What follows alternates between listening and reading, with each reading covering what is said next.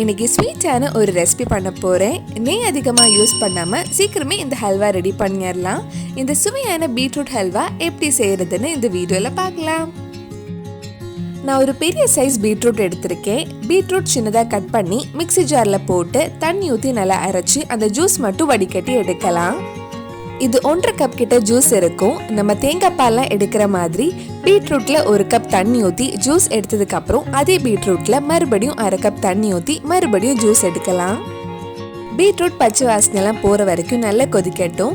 அதுக்குள்ள நம்ம ஒரு சின்ன பவுல்ல 2 டேபிள் ஸ்பூன் கார்ன்ஃப்ளவர் எடுத்து 1/4 கப் தண்ணி ஊற்றி மிக்ஸ் பண்ணி வைக்கலாம். ஹல்வாவோட கன்சிஸ்டன்சி கிடைக்கிறதுக்காக தான் இந்த கார்ன்ஃப்ளவர் ஆட் பண்றோம். இந்த பீட்ரூட் ஜூஸ் நல்லா கொதிச்சதுக்கு அப்புறம் இந்த கார்ன்ஃப்ளவர் கொஞ்சமா ஊற்றலாம். ஊற்றின உடனே கிண்டி விட்டுட்டே இருங்க, அது சீக்கிரமே கெட்டியாயிடும். கெட்டி ஆகலைன்னா மறுபடியும் மிச்சம் இருக்கிற கார்ன்ஃப்ளவர் ஊற்றலாம். நான் பாதி கார்ன்ஃப்ளவர் ஊற்றின உடனே நல்லா கெட்டி ஆயிடுச்சு. கை விடாம கிண்டி விட்டுட்டே இருங்க, அப்பதான் ஒரு ஸ்மூத் கன்சிஸ்டன்சி கிடைக்கும்.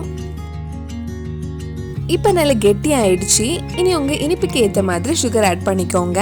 நான் 1/4 கப் சுகர் ஆட் பண்றேன். பீட்ரூட் ஏற்கனவே கொஞ்சம் ஸ்வீட்டாக தான் இருக்கும், அதனால அதுக்கு ஏற்ற மாதிரி சுகர் ஆட் பண்ணிக்கோங்க. சுகர் எல்லாம் மெல்ட் ஆனதுக்கு அப்புறம் இதுல 2 டீஸ்பூன் நெய் தான் ஆட் பண்றேன்.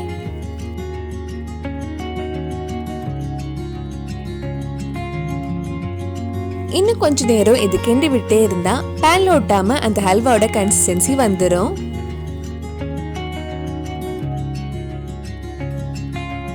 இப்போ நம்ம பீட்ரூட் ஹல்வா பேன்ல ஒட்டாம அழகா வந்திருக்கு.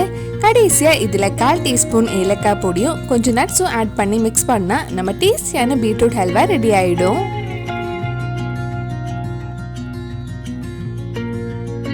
ஹெல்த்தியான பீட்ரூட் ஹல்வா ரெடி ஆயிடுச்சு. கண்டிப்பா நீங்களும் இந்த ஸ்வீட் ரெசிபி உங்க வீட்டில் செஞ்சு பாருங்க.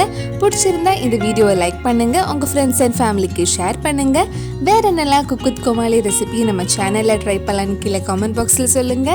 நீங்க இன்னும் என்னோட சேனலை சப்ஸ்கிரைப் பண்ணலைன்னா மறக்காம சேனலையும் சப்ஸ்கிரைப் பண்ணுங்க. கூடவே அந்த பெல் ஐக்கனையும் பிரஸ் பண்ணா நான் புது வீடியோ போட்ட உடனே உங்க போனுக்கு நோட்டிபிகேஷன் வந்துடும்.